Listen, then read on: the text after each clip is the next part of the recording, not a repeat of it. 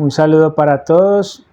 El día de hoy quiero hablar un poco sobre mi experiencia en el sistema de responsabilidad penal para adolescentes y las enseñanzas que logré extraer de ahí. El crimen del sujeto o el sujeto del crimen. Es que muchas veces tendemos a colocar primero el crimen del sujeto que el sujeto del crimen. Es algo que se puede extender en varias prácticas, el diagnóstico del sujeto en vez del sujeto del diagnóstico, o la etiqueta del sujeto en vez del sujeto de la etiqueta. ¿Con esto a qué me refiero? Que muchas veces cuando llega un adolescente a este lugar, muchas veces empujado por el morbo, también por lo que se ha enseñado, o por lo general, lo que llamaba más la atención era cuál era el crimen de ese sujeto, de ese adolescente. Es decir, se borraba al adolescente como tal y a partir del crimen que había cometido era que se generaba como una especie de atmósfera que no siempre, pero en muchas ocasiones no permitía dar el paso lógico de lograr leer cuál era el sujeto que estaba detrás de ese crimen.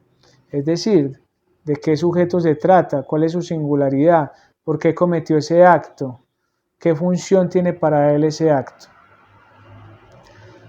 Y desde mi orientación psicoanalítica, lo que yo buscaba o lo que intentaba era siempre pasar de ese crimen del sujeto al sujeto del crimen, para poder lograr encontrar la singularidad de cada caso.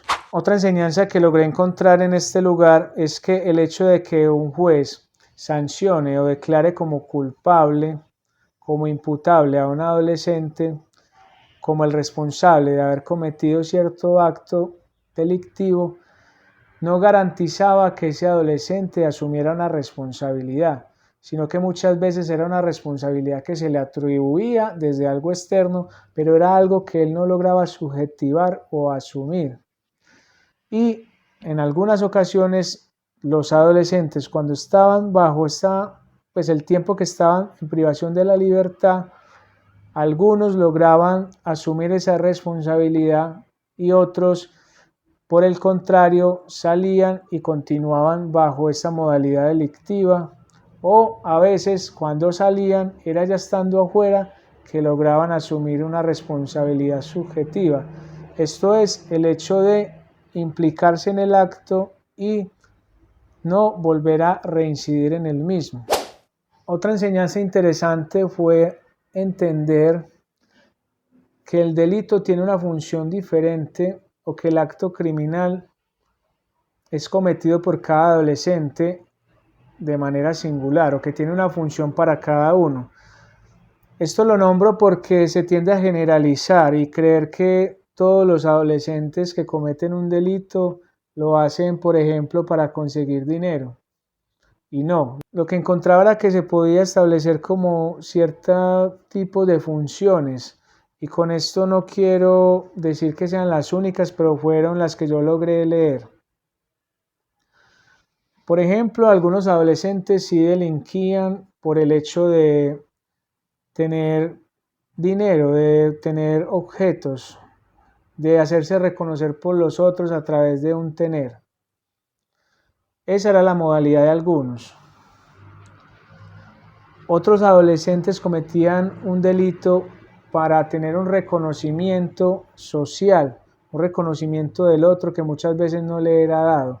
Era el delito como un medio de hacerse a un lugar, de hacerse a un cuerpo, de hacerse a una función, a una forma de ser visto por los demás, de hacerse incluso a un nombre propio, porque sabemos que muchas veces en estos grupos criminales se tiende a colocar apodos.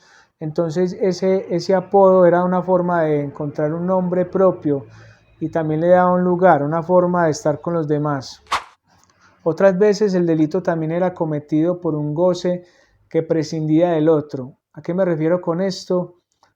A que era algo que era más motivado por unos intereses subjetivos de una ganancia de placer, más que por el hecho de tener dinero o de ser visto o no ser visto. Es decir, eran personas que cometían los actos y que no podían controlar.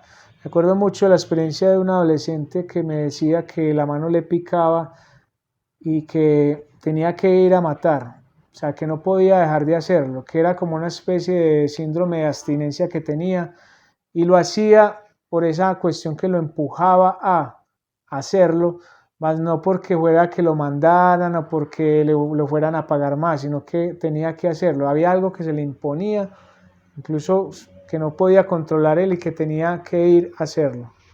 Otras veces también un delito era una especie de pasaje al acto, una salida de la escena. Es decir, era algo que no era previsto, sino que ocurría alguna contingencia, algo que disparaba al sujeto a cometer determinado acto. En otras ocasiones, el delito por el que llegaban los adolescentes era como una medida por parte de las familias para lograr contenerlo y lograr que ese adolescente no terminara en la muerte. Es llamativo porque incluso un colega que recientemente terminó de trabajar en el sistema de responsabilidad para adolescentes me contaba que seguía estando la violencia intrafamiliar como uno de los delitos más cometidos. Entonces algunas familias encontraban en el delito de la violencia intrafamiliar una manera de lograr contener a su hijo o a su familiar para que éste no terminara en la muerte. También aparecía el delito como una especie de llamado al otro, como una especie de intentar ser visto, de dar un mensaje que de pronto no era captado.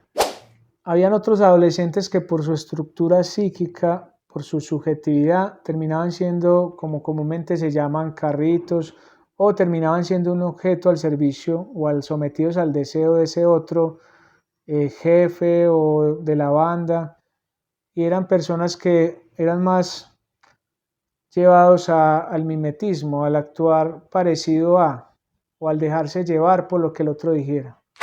En conclusión, se puede decir que un adolescente comete un delito no por un único fin, sino que en cada sujeto había que identificar cuál era la finalidad o la función del delito.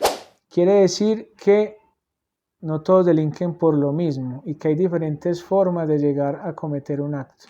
También algo que me llamaba la atención era cómo el sentimiento de culpa se manifestaba por medio de los sueños. Entonces algunos de ellos soñaban constantemente en el momento en que habían asesinado a otra persona. Muchas veces era la mirada de esa otra persona lo que quedaba ahí. Y algo que también nombré ya, pero que quiero recalcar o que era muy llamativo, y era como pertenecer a un grupo criminal, a un parche, a una banda, era una forma de lograr hacerse a un otro primordial que no se había tenido. Es decir, hacerse a un lugar, a sentirse como parte de una familia o sentirse como parte de algo. Bueno, estas fueron algunas de las enseñanzas que yo logré extraer de mi práctica, de mi experiencia.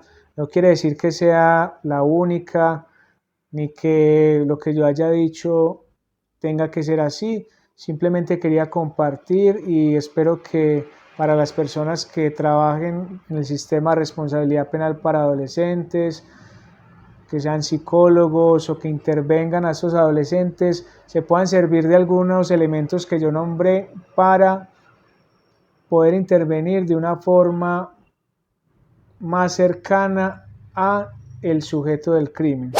Una forma de lograr orientarse y que pueda permitir que el adolescente asuma una responsabilidad subjetiva del acto que cometió. Sabemos que en todos los casos no es posible, pero sí por lo menos estos principios o esto que yo propongo puede orientarlos en sus prácticas.